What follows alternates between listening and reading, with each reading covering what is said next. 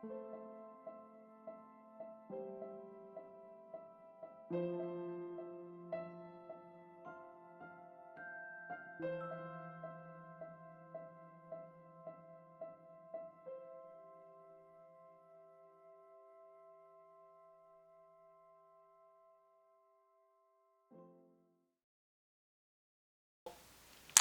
name is Christopher Penczak, and I'm one of the co-founders of the Temple of Witchcraft. My name is Dan Lupicino, and I am a high priest and teacher in the Temple of Witchcraft. I'm Steve Kenson. I am one of the founders of the temple. I am the Gemini lead minister and currently the secretary of the board of directors. Well, I first got into witchcraft when I was, 16, 17. I was introduced to the craft through one of my first mentors, but she wasn't a witchcraft mentor. She was actually my art teacher, and I'd known her since I was 7, and she took art lessons with her from when I was 7 to maybe 16, 17. She gave me my first job in one of her art studios, and then she sort of subtly laid upon me that she was a witch, and I thought it was crazy, but she didn't come right out and say it. She started out by showing me art. She started showing me Egyptian hieroglyphics and explaining what some of them meant.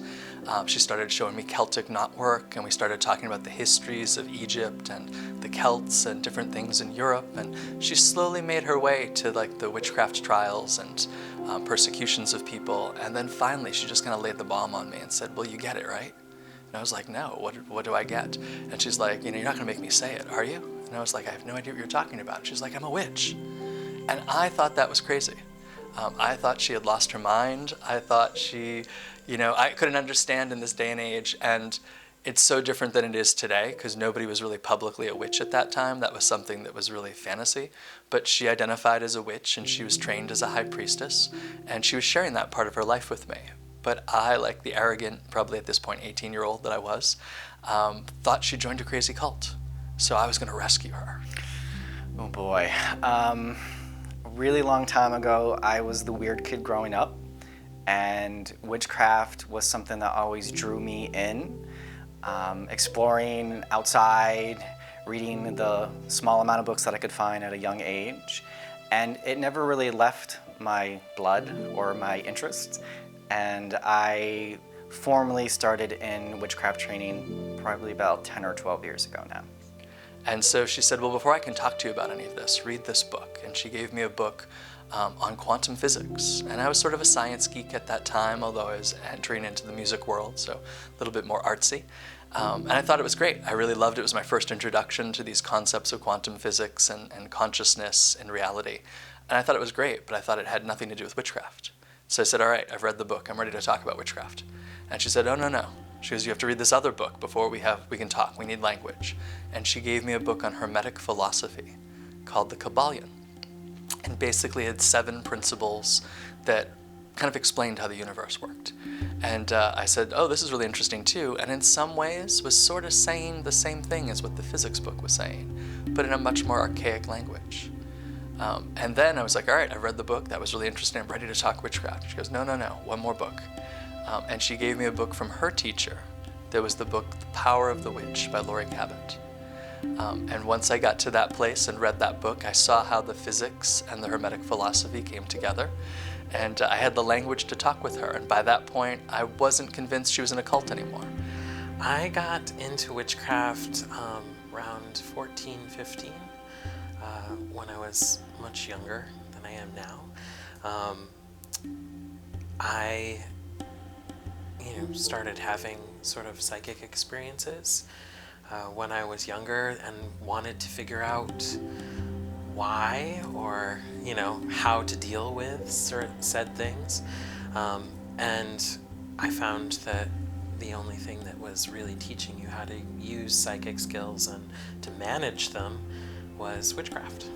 I got into witchcraft when I was about 13, 14 years old. I had friends who were practicing when I was in high school, and it really drew me to the religion and the spirituality of it. And I studied as an individual, and I also found other groups in Salem, Massachusetts, and volunteered with other organizations.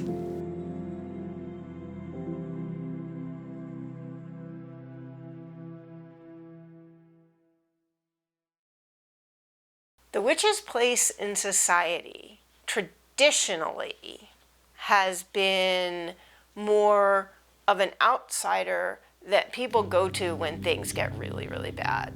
You know, like in this day and age, we would say we're kind of the person of last resort for somebody who, like, the doctors couldn't fix them, or I don't know what to do with this, which, you know, is really how I came to witchcraft.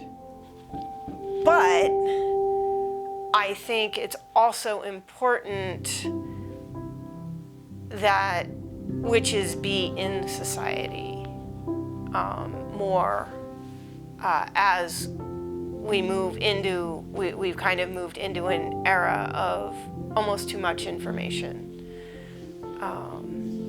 So it's hard to say where our place is, because our place is everywhere. There's a lot of difficulties we face practicing a different religion.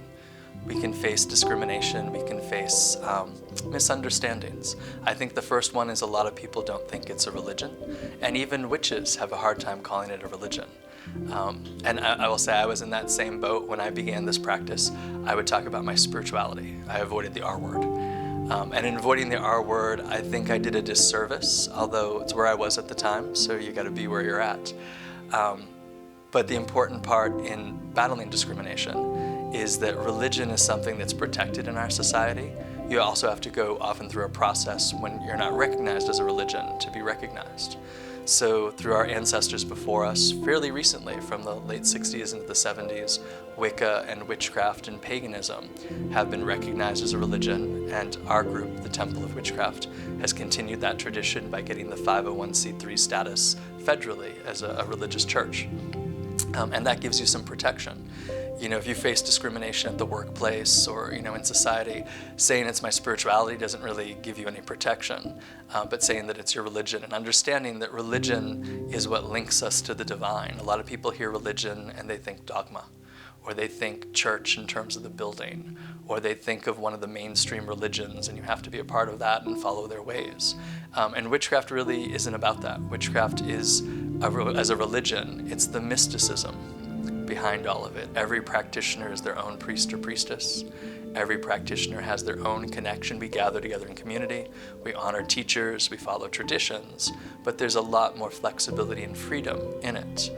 But religions don't always have to be prophetic or dogmatic. Religions can be the mystical connection that we connect to. So I'm really about reclaiming that word religion for our community to be able to go forward and have those protections and understandings. But when people come to you, when you first tell friends and family, hey, I'm a witch, or you try to broach the subject, I know when I began in this path, witchcraft was a lot less prevalent than it is today. In our world of social media and all the things that are going on, you know, people can find witches or hear about witches, and there's a lot more witchcraft stores and organizations. But that wasn't the same in the early 90s, and it definitely wasn't the same in the 80s and 70s and before that. And a lot of my teachers faced the discrimination of having a brick thrown their window, or having the threats of their home or their business burned down, or having people protest them.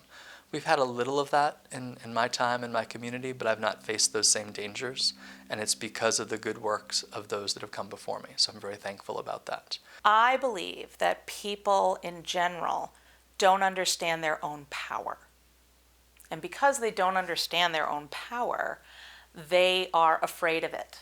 And so therefore, when someone, a witch or someone else who seems to have that confidence and that power, walks into a room, they are worried because they don't feel that in themselves.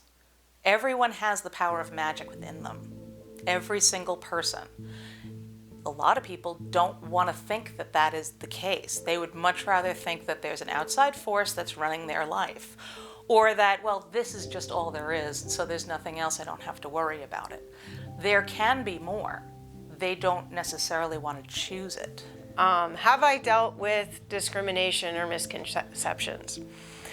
My very short answer is my mother, on her deathbed, was still convinced that I was going to go to hell for being a witch.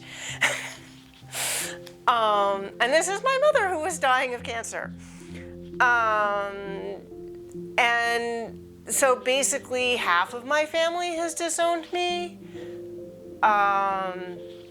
in terms of my mother's remaining family, her brother, and there are other members of my family that we have such deep disagreements that we just don't talk.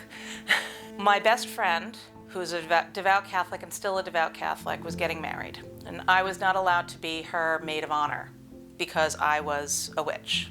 And I was not going to partake in the sacrament at the church. And so we had a very long discussion on it. And she said to me, why can't you just be happy doing what you're doing with the church? Why can't you just sing and, bring the host around and be done with it? And I said, that's not where I want to be. I want to be the priest. That's the reason why I got into this. So her mother, who was also very, very devout, was very upset with me and really didn't even want to be in the room with me anymore. And I've known Maria my whole life. So it was really hurtful to have that happen. So we're at the rehearsal dinner, and I finally get a chance to be in a room alone with Maria. And I said to Maria, how are you doing? How are things? And she doesn't want to answer me. And I said, Maria, do you think that I would eat a baby? And she just looked at me and she goes, no. And I said, okay, I'm the same person that you remember. I'm the same person that went to Catholic school with your daughter. I'm the same person who would be just as devout. The only difference is that I believe that there's a goddess as well as a god. Where are we coming from on this? Like, where does it go? And she was like, well, I didn't think about it like that. And I said, well, you should, because I would never do anything to hurt anyone else. Where would you come from with that? Witchcraft, in my experience, does not have a set of gods and goddesses. Some people would argue that we shouldn't even give the gods and goddesses time of day, and you should just work with the spirits around you, your local land spirits.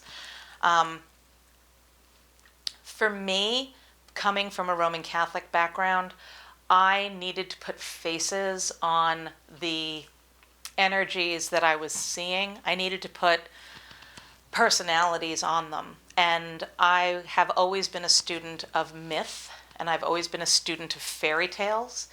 And so I really dive deep into those myths, and I put myself down into their places.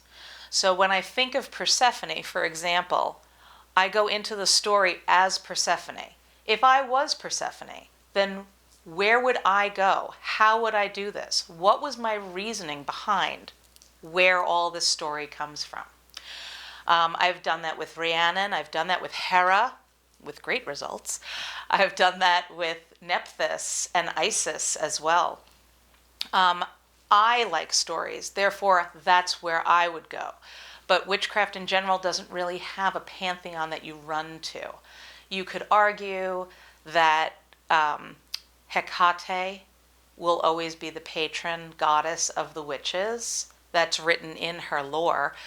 But anyone can decide that they want to work with oak, and oak can be their god, and that's okay. Because there is a energy of oak that's here on this plane, and there's also energy of oak that is up in the ether that brings in all of that creation and that piece of things. For me, sacred places for witches, other than the quintessential Stonehenge, for me, places are anywhere, with ley lines, energy lines in the earth, anything with, I love water, waves crashing on the beaches, on the rocks give off energy. For me, mountains, Bar Harbor, things like that.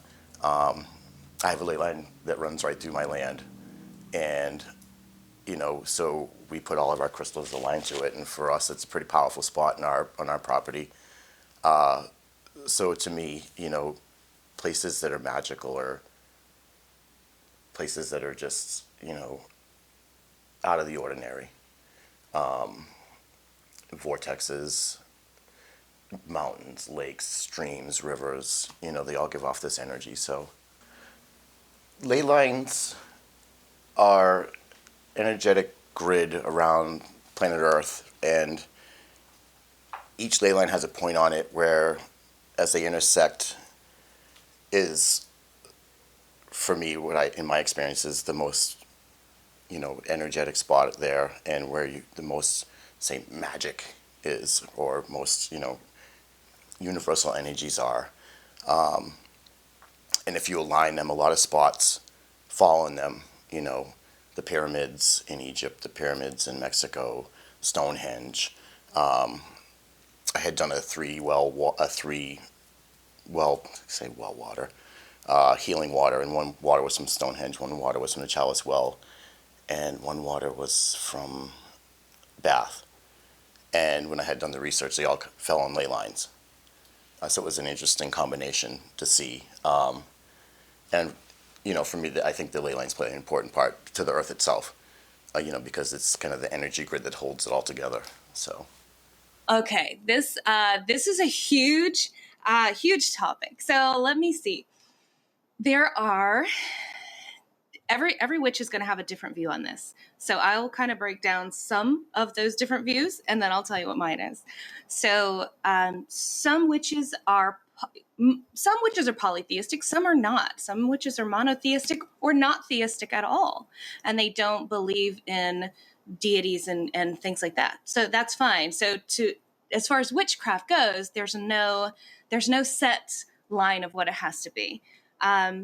For those who are polytheistic, they believe there's two different types of polytheism as well. So there's hard polytheism and there's soft polytheism. The hard polytheists believe that there are divinities, there are gods, and they are distinct and individual, and they are not related to each other in any way outside of, perhaps a relationship they've built, but that they're completely individual and separate. Like people are completely individual and separate. You have your own personality, your own desires, your own needs. You're just separate, right? So that's hard polytheism.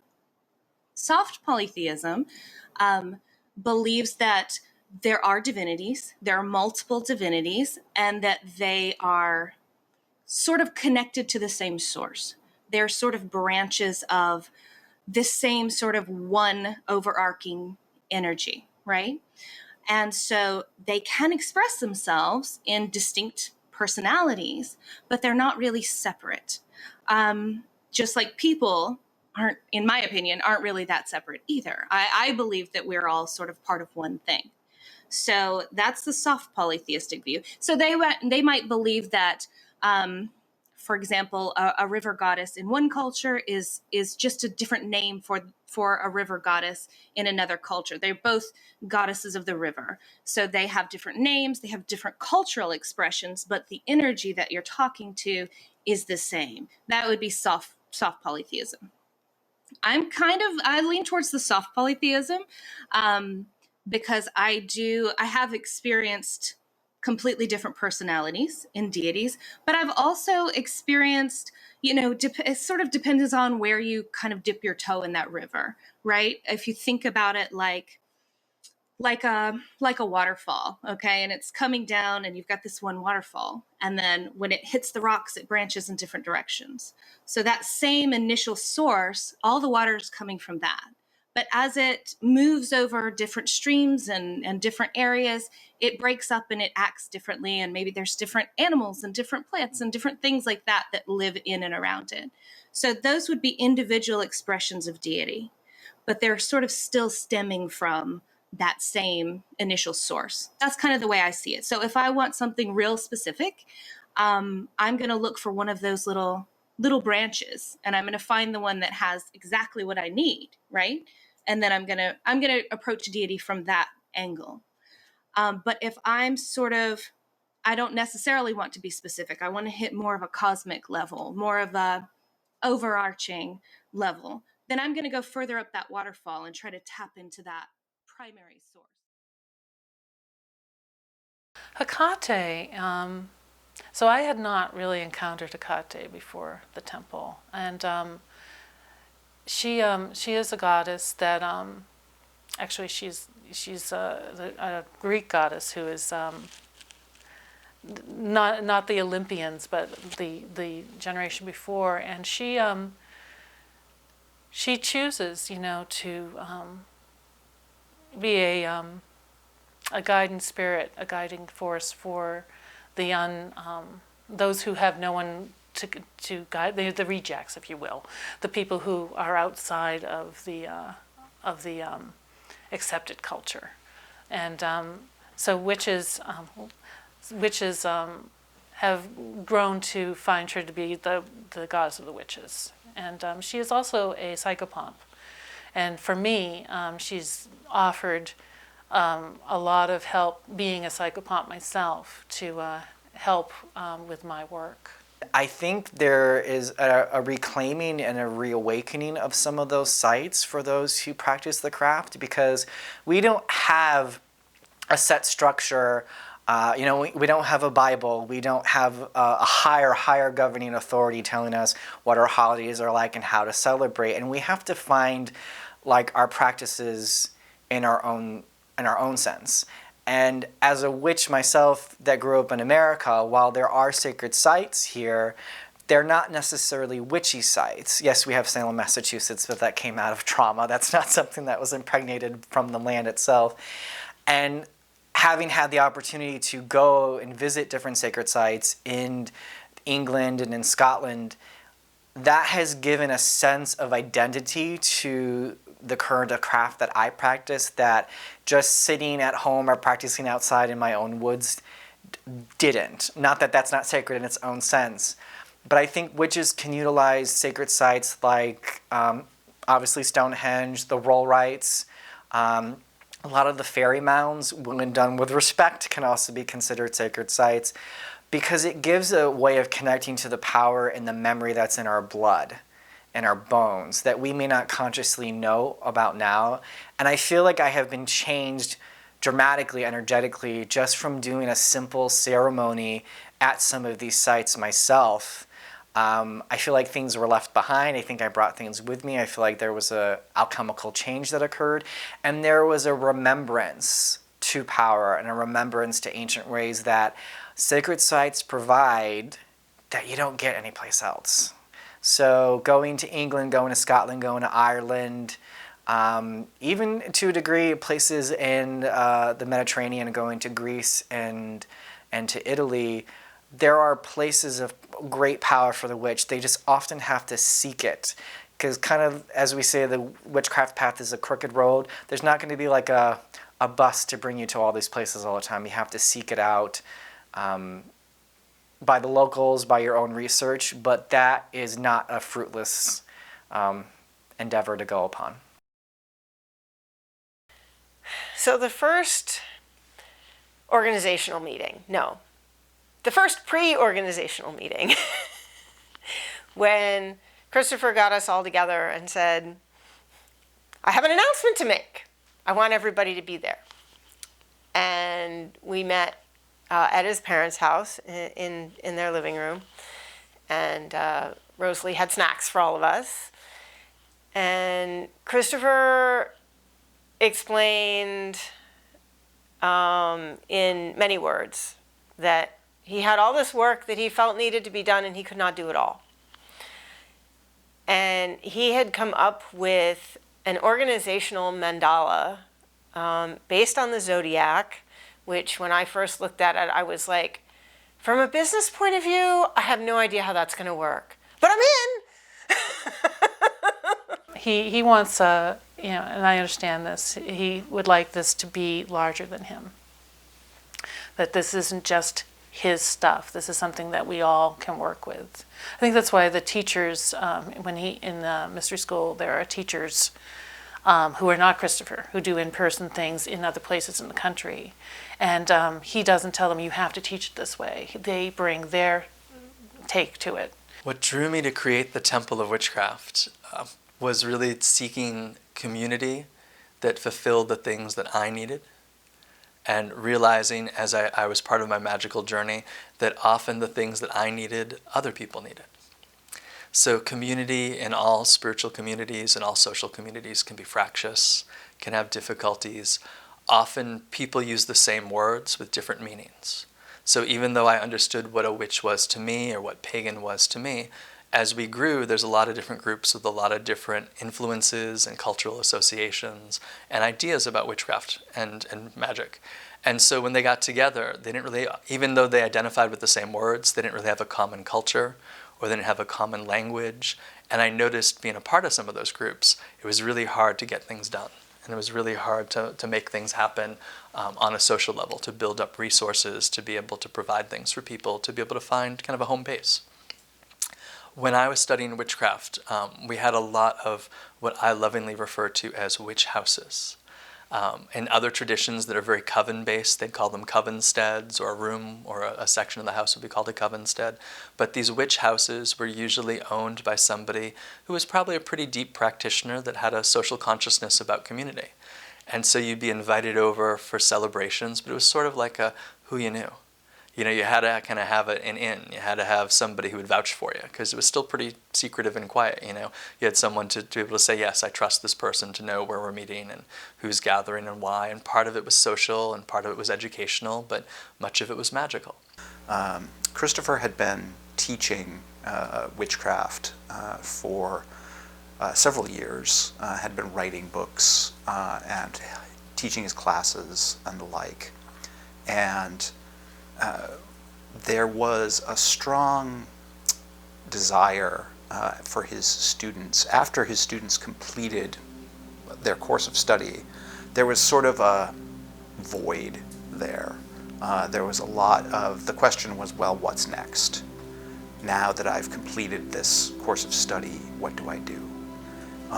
And the answer was basically, well, you know, you're done. Go out into the world and do whatever you want. With your skills. You can teach, you can minister, you can practice, what have you. But the pagan and witchcraft community doesn't have the same kind of support structure as a lot of traditional religions. We're not an institutional tradition. There isn't, you know, there aren't great institutions that provide this support structure for people who are ministers, essentially, in this path. So the notion of creating a supporting structure was really what drove the creation of the temple.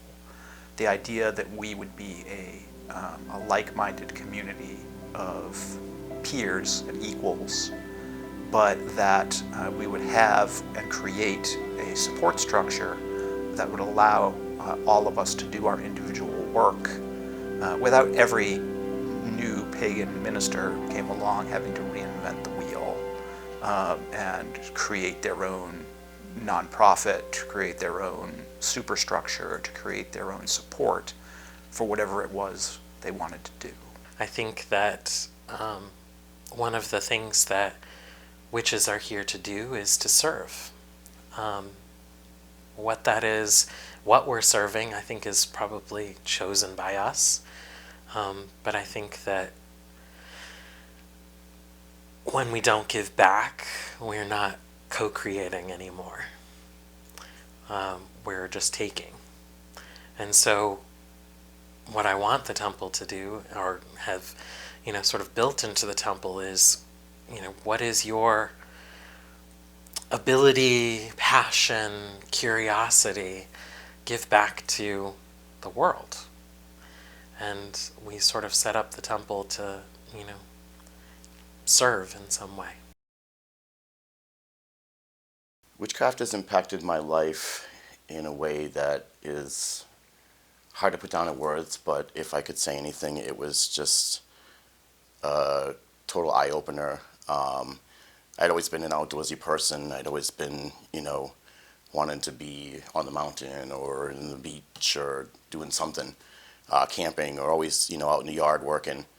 And through witchcraft, I have found that a more connection to the land.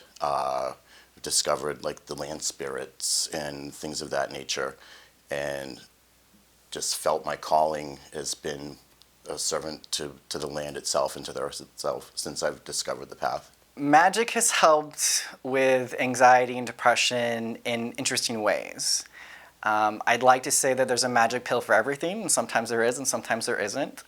But magic has allowed me to explore safer, deeply into myself, into some of my own pains and traumas, and try to heal them and work with them in a different way other than, let's say general mental health therapy. It's a beautiful add-on to support my mental health and emotional health, and it's a continuous process as life is. So there's different layers that you learn about yourself and use magic to implore change and healing for that. I started having dreams that came true, and the one dream that cemented into me that I had something going for me that needed to be explored was one of my own death. And I kept having this recurring dream where I would wake up and it got more information as it went along. So I would see this red blur and I'd feel this sort of disconnect from my body as I floated up. And more and more I had the dream, the more I knew.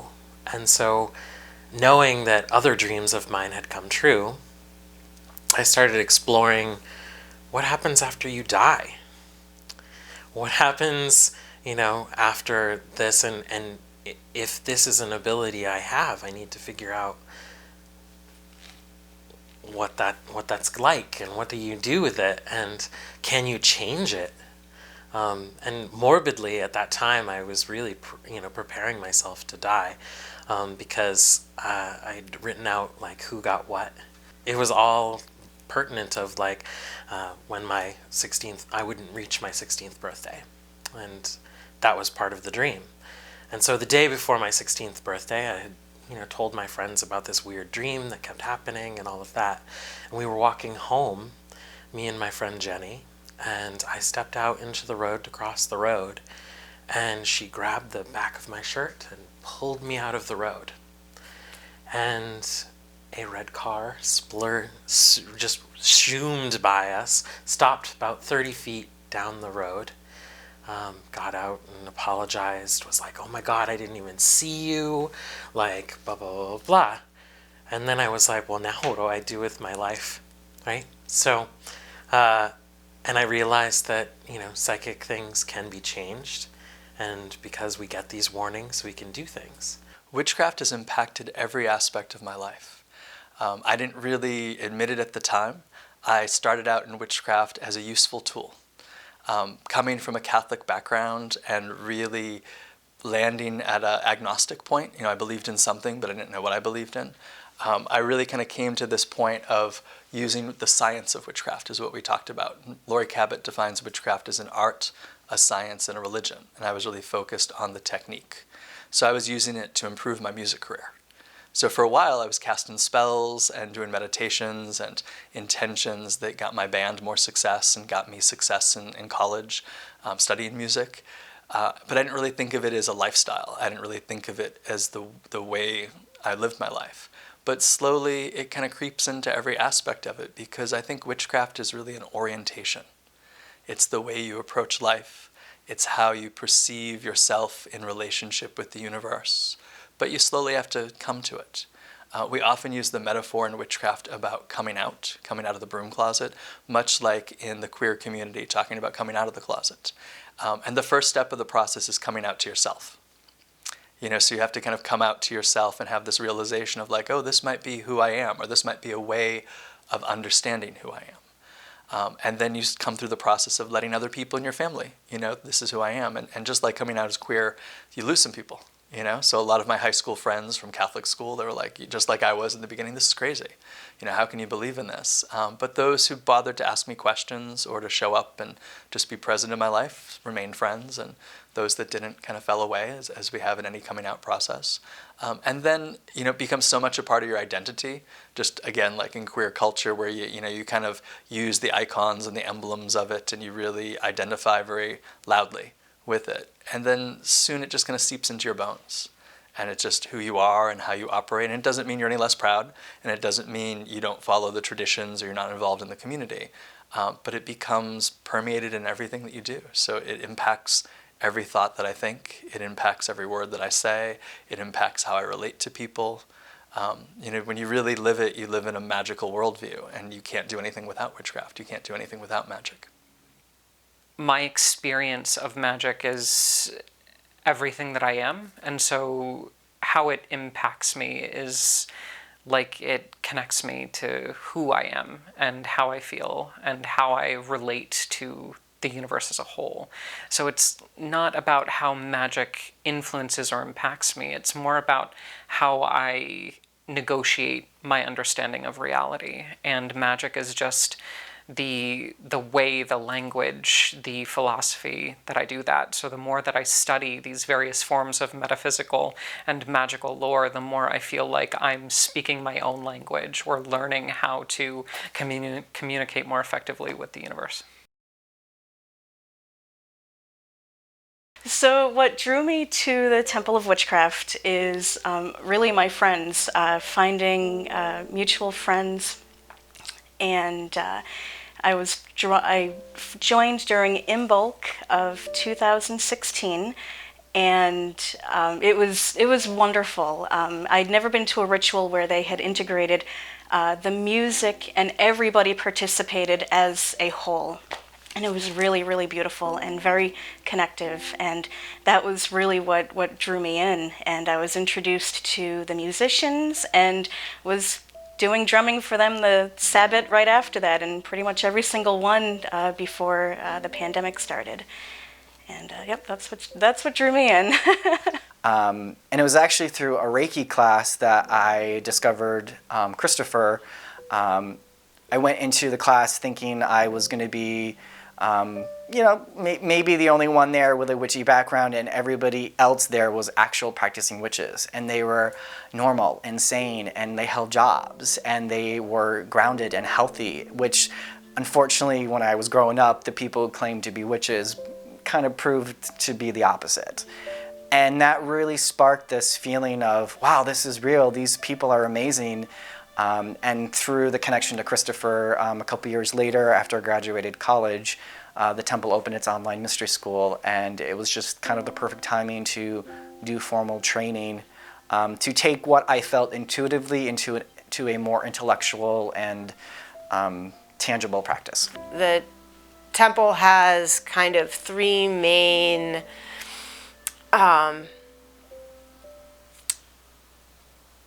rays. I'm just going to call them that because that's what we call them, that we work under, and that is the combination of love, will, and wisdom. And in my mind, the first of these is love, which is developing through our self-knowledge and through our meditative experience in connecting with the earth, with other, that love and compassion really for self and other. And it's the self and the other are kind of, they co-develop. The more love that you can feel for someone else or something else, the more love the higher the capacity you have to feel love for yourself. And vice versa. And through that, it creates bonds of connection within, between people, between the earth, between plants, and allows us to really feel and have that compassion to grow both as individuals and in our ministries in the world. So the first time that I heard about the Temple of Witchcraft, it was a Facebook page about a tea to Hecate. And I was like, oh, that sounds so cool. I want to do that. But being a mom of 3 kids in Massachusetts, trying to figure out when this was going to be, schedules, my husband's very busy, so trying to get him to come home in time for me to drive, it was just all over the place. So I wound up following a little bit more of the Facebook page for the temple, but not significantly, not enough to know what else was going on. So later that next year, I saw that the temple had something called Temple Fest, which was a big festival, and the cost was reasonable, and it wasn't that far away. And my husband and I like to be fair and even when it comes to different conventions. So he likes to go to a gaming convention every once in a while. And I said, you know what? I want to go to a witchcraft convention. Why can't I go to a witchcraft convention? And so he was like, I don't see why you can't go to a witchcraft convention. And it happened to be on a really good weekend in August. And so I booked it, and I booked a hotel room. And so the very first time that I was ever a part of the Temple of Witchcraft, I walked into Temple Fest not knowing what I was going to see, what I was going to experience. I was just hoping that it was going to be fun and different, and it completely blew me out of the water. I've never experienced anything like that in my witchcraft, anything. Witchcraft in general is organized around different lineages of traditions. So sometimes they're named after the people that founded them. So Laurie Cabot in the Cabot tradition of witchcraft, Gerald Gardner in the Gardnerian tradition of witchcraft, Alex Sanders in the Alexandrian tradition of witchcraft. And many of them come with specific traditions, specific rituals, specific teachings. And we have a lot in common, but we also have a lot of differences. The Temple of Witchcraft has its own tradition of witchcraft that we simply call the Temple tradition. It evolved out of those classes. So I was really adamant about it not being named after any particular person. And some of my students, when we began the teachings, I didn't have a vision for a tradition. I didn't have a vision for a community. I didn't have a vision for a nonprofit or a community center. I was just passing on what I knew. And that became more formal when more people I didn't know asked for classes. And then over time, we had a body of people who had these teachings. And it's human nature for people wanting to have identity. And if there's other traditions of witchcraft that have names, well, what is our name? And I unfortunately had some students that decided to name it themselves, but name it after me without asking me about it. So sometimes in public events, people would say, and people would be naming what tradition they were in their introductions. I had some people report back to me that some of my past students were saying that they were Christopherian witchcraft, or they were Penzakian witchcraft. And I was like, oh, no, that's not what I was about. Not that I have anything against named lineages. That's just not where my practice and my intention was. So much of it revolved around this image of temple and building a temple within yourself, and the space around you is the sacred space outside of yourself and permeating everything. We focused on the word temple, and so it became the Temple of Witchcraft, the temple tradition of witchcraft. And that way it's not fixated on any one particular person. We all have ownership to it. But it evolved from a system of teaching into a tradition, into a community, and now into a religious nonprofit. But it still has all those parts. So in the Cabot tradition of witchcraft, there's a focus on the science, the art, and the religion. A lot of the teachings are focused on meditation and psychic development, communion with the spirits, and healing. And then you move on to work with rituals and spells and things that most people think of as traditionally witchcraft. And then the third level is about the training in the priesthood and becoming clergy. So that was my first exposure. My teacher was a Cabot witch, and my first serious study was with Laurie. And that was my kind of foundation. So when I created the Temple of Witchcraft, my initial journey into teaching, I didn't want to. But Laurie had taken a step back from teaching. My first mentor had taken a step back from being public. And I had people saying, well, what did you learn? Can you share that with me? And so I began teaching classes based on what my kind of circle of friends and a book study group that I was leading at that time wanted. And that became the first Inner Temple of Witchcraft class, or my Witchcraft 1 class in our 5-degree system. And it started just as a 7-week class, and then that grew to like a 10-week class, and eventually became a once-a-month class for a year. And I would just teach people, and they'd get to the end of the class, and it was sort of like, okay, now what? And so I taught more of what I learned from Laurie Cabot, my first mentor, and we'd get to the end of that, and they'd say, okay, now what? And then I started bringing the things that I was researching in my personal practice and brought them together as a class. And over the time, and having a group of people asking me, now what? Ended up having a five-level system, a five-level class. And so that was the late 90s, 1997, 1998 was when it all sort of took shape. And the classes became more popular. And you know, as the saying goes, you know, two people told two more people, who told two more people, and suddenly I had a group of people wanting to do witchcraft classes. Why I decided to start with Christopher was that I was just so impressed with the just the comprehensive information. You know, I had Witchcraft 1 with Laurie, and then I read Inner Temple, and I was like, oh wow, this really makes this make much more sense. And not that anything against Laurie, but it just really brought together in a way that I understood. And then when I went on to actually be in person classes with Christopher, the experience just was really strong. And having you know, when you read a book, you can you know, if you just read the books, you could not do you know, exercise as deeply as maybe you would if someone was saying, so what happened when you did that? And you're like, all right, I did that, yeah, you know. So it gets you to go into the places that you may not keep doing later, but it gets you to experience it all so that you have a really solid understanding of all the aspects. The main thing the mystery school gives you are the other perspectives. Now, I did all my mystery school in person, which made it even more rich because, of course, you're getting the experience of your teacher, and you immediately get feedback and so on. And then, of course, you have your other students. And as you go up the ranks, as it were, the sophistication of what you're doing, of course, increases greatly. So you're getting into, you know, really in-depth, really interesting stuff. And I believe Christopher told us once, Christopher, who was not my mystery school teacher, by the way, but of course, you know, produced the content.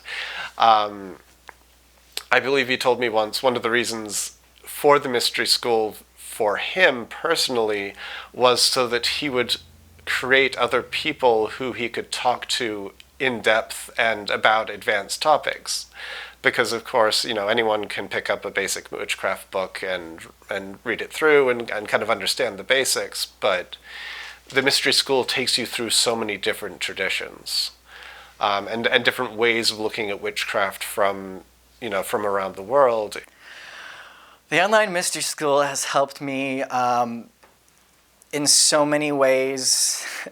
Being able to connect to a community that is far and wide in the study of our particular tradition as well as witchcraft in a time where, you know, I really been able to have driven myself to in-person classes with the teachers that I wanted to learn with.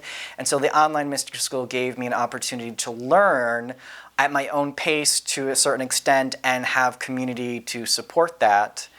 And, you know, as we've moved through a pandemic, the online mystery school has just continued the connection to the community that has been drastically separated from most of us. And it's been a lifeline to be able to know that I've studied and other students are studying, and we have this deep connection because we've all been through these degrees of initiation and self-study that we recognize each other and we know what work took to get through that. And there's a certain like brother-sisterhood that comes from that. The Temple of Witchcraft is a series of 5 levels of training. We have a lot more supplemental classes, but the core of it, of what we call the mystery school, is divided into 5 degrees. Each degree relates to a element: fire, earth, water, air, and spirit. And each of the degrees has a different mystery, a different focus to it. And if you go through the entire school of all 5 degrees, you'll have a really good, broad, and deep foundation of Western magic and occultism. So the first degree is fire, and it relates to light and the ability to see in the spirit worlds.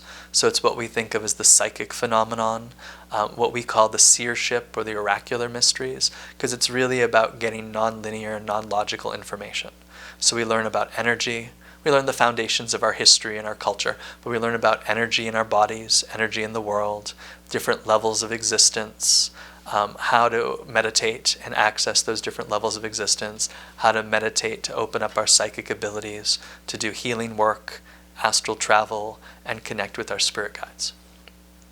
The second degree in the Temple of Witchcraft is the element of earth. It's based on the book, The Outer Temple of Witchcraft, and it relates a lot to what most people think of on the outside as witchcraft. It's the ceremonies and spells.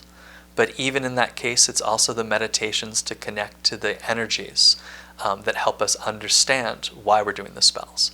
So we connect to the 4 elements. We start working more deeply with concepts of deity, of goddess and god. We look at the wheel of the year and our celebrations that go through the seasons. We look at astrology and how things like this position of the moon and the sun affect us and affect our magic. And then we learn the ceremonies. We learn the basic ceremony of witchcraft, the magic circle. We learn how to cast spells. We learn how to make potions and mix oils and create charms and talismans and do all the things people think of as witchcraft: love spells, money spells, protection, prosperity. But we also understand why and the principles behind it. The third degree in the Temple of Witchcraft is based on the element of water, and it is based on the book, The Temple of Shamanic Witchcraft. And it really deals with what we call the ecstatic mysteries, or what people today would call shamanic practices. It's about using trance techniques that elevate consciousness in the sense that they're exciting. They're drumming and dancing and listening to repeated sounds, all the kind of primal buttons that push our body and our consciousness into otherworldly spaces. Ecstasy means to go beyond the flesh. So it's really about kind of expanding our consciousness with these dynamic techniques and working deeper with the spirit world. And the kind of test or the deep experience of the third degree is about getting in touch with our repressed, or what people call our shadow self, so we can become more consciously aware of the things that would normally trip us up and cause us problems. The fourth degree in the Temple of Witchcraft series is based on the book, The Temple of High Witchcraft, and it deals with what I would call the Gnostic mysteries, and Gnostic in the Greek traditions of direct knowing. The model we use for it is the Kabbalah. The Hermetic Kabbalah, or the Tree of Life, defines 10 areas of consciousness. And so the class, we move through each area of consciousness, building altars and relating to the art of it, connecting to the spirits and the archetypes associated with it, and learning the ceremonial practices that are associated with it. A lot of modern witchcraft today is deeply influenced by Hermetic Kabbalah and Hermeticism in general. A lot of the Western occult movement of the late 1800s, early 1900s was the seeds of a lot of what we think of as Wiccan witchcraft today. And so we go directly back to those rituals, and then we figure out, well, how do they apply to us as witches today? And the real kind of key concept of the fourth degree is being able to invoke and connect with your highest, wisest self. And every student is challenged to create their own map of reality. How do you see the universe, and can you describe it to other people? Then the fifth degree in our training is what we call the seminary in the tradition of the Temple of Witchcraft, although it's not yet equivalent to a master's degree in theology, but maybe someday we'll add to it. But it's really the training of priesthood and priestesshood. It's really the training of our ministerial members. The first part of it is really intensive introspection and going deep within yourself. And then the second part of it is learning how to apply things in the outer world. So the first part is based on the descent of the goddess through the 7 gates of the underworld. And then the second part is based on the journey of the hero through the 12 gates of the zodiac. And so by the end of that, people who graduate become initiated as high priestesses or high priests or high priestess, and really connect with our ministerial work. So people who graduate that can go on to hold positions of leadership in the temple. So the Temple Mystery School does a really incredible job of honing in on different aspects of the witchcraft life and bringing them into focus for you. My experience beforehand was all coven based. I learned everything through the coven that I was in. And so, as I said, any research that I did had to be my own research. So I would see, you'd get different books. You'd get Raymond Buckland's book, you'd get Shekinah Mountain Water's book, you'd get Scott Cunningham's book, but you're basically using those books over and over and over again. And you're trying to piece together maybe some of the tradition that you were in, or some of the things that your high priest or priestess wanted to teach you. The temple has this, like I said, solidified education, this solidified lesson that each year really hones in on different aspects of witchcraft life. So your very first year is all psychic, and that, I have to tell you, just cleans the cobwebs right out. It makes you remember what it was like to project energy over someone's head. It makes you remember how to look for auras. It makes you remember how to feel the energy around you. And as I said, as a mom of 3 kids at the time, my oldest had just started her senior year. I had been in motherhood for so long, all of my cobwebs were pretty thick. So doing the mystery school helped me open myself up again to remember, right, this is why I do these things. This is why I'm here. Witchcraft 2 was all about building the altar and really working with the elements. And again, it's all something that I've done before, but it was interesting to see where Christopher's teachings were, where he got his teachings, and how he made pieces of tradition and then his own, it felt like his own tradition, come into play so that you can use everything on the altar. A lot of times when you are in a coven-based group, you have to do it the way that it was written because that is the tradition and this is what you need to do. And the temple actually frees you from that. Because they're not saying you have to do it this way. They're saying, here's all the information. Now make a choice. Now figure out what you want to do. So the very first time I was in a class with Christopher, one of the first times I was in class with Christopher, and he talked about the South being air, where I'm used to the South being fire. I said, you're blowing my mind a little bit. Like, I'm trying to figure out how to do this. And he's like, oh, wait till I put fire in the North. And I was like, what the what now? And that is a difference of all the readings and all the research that he's done to find how to place these things together and how to move them. And it's really made my relationship with the elements deeper, and my understanding of magic and how it moves deeper. Yeah, I think it's hard to predict what the future of the temple is going to be because I think it's its own entity. It has its own life. I think sort of like having kids, you might predict what you think their future should or would be, but you can't really control that, We're at that stage now that the temple is kind of entering its teens. So it's going to do things we don't necessarily predict or know or even maybe want. I mean, I think the key thing is really that we want the temple to have a future.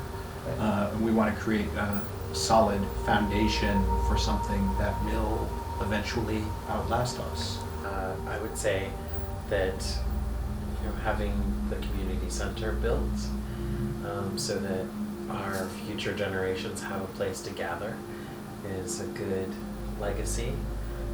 They're also going to have all of the teachings and things that we've laid down and probably will add their own. Yeah, I think I agree with that, particularly about the teachings. I think about how it creates kind of a matrix for education and that people will not have to kind of reinvent the wheel when they discover witchcraft for themselves and have a program for themselves, but also have it be a living thing so people can continue to add to it and the teachings grow and just the depth of witchcraft to really kind of evolve over the times.